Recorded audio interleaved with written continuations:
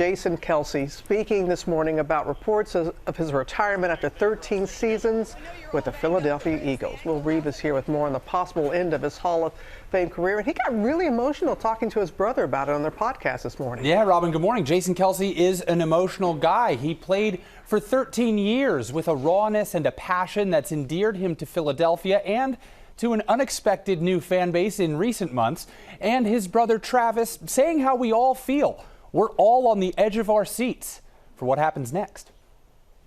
This morning, reports Jason Kelce is saying goodbye to the game he loves. When he says he's done, it's just going to be because he's tired of playing, because he's still at the top of his profession. The future Hall of Famer reportedly telling his Philadelphia Eagles teammates after their Monday night playoff loss that he's retiring after 13 seasons. Well, that looks like a man filled with emotion right now. But this morning, on the latest episode of the New Heights podcast, Kelce telling brother Travis it was too soon to make an official announcement. You know, I don't think that it would be respectful or even accurate to be able to do that right after a game like that. The 36-year-old Kelce was the best center of his generation, selected to 7 Pro Bowls, 6 All-Pro teams, and winning a Super Bowl. But his notoriety far exceeding the norm for an offensive lineman. You love the Eagles, let me get a hell yeah! His outsized personality regularly making headlines on New Heights, the popular podcast he hosts with brother Travis.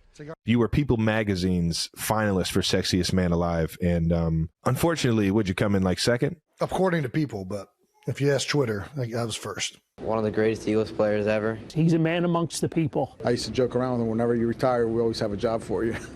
He was a force at the front of the Eagles' signature play, the brotherly shove. Brotherly shove again. Touchdown, Philadelphia. And known for that brotherly love with brother Travis, who said he chose his number 87 with the Chiefs to honor the year his big brother was born. You're the only reason why I wear 87 anyway. Never told you that, man. You started the legacy. The two playing each other in last year's Super Bowl. In November, on the eve of what would end up being the final time Jason and Travis faced each other in the NFL, their mom Donna reflecting on what a trip it's all been. How does the dream of what you might have had for your boys growing up compare to the reality that they're living now? Oh, this far surpasses anything I could have imagined. Jason's wife Kylie, the mother of their 3 daughters, looking forward to the next chapter. I would love for Jason to retire. I always say I would love for him to retire when he can still get down on the floor and play with the girls. Fly, eagle, fly. Jason himself looking forward to what's next in the Amazon Prime documentary, Kelce. At every meaningful part of my life, I've had people there to reaffirm me, whether it's my parents, whether it's my family members, or this whole city. They've been there.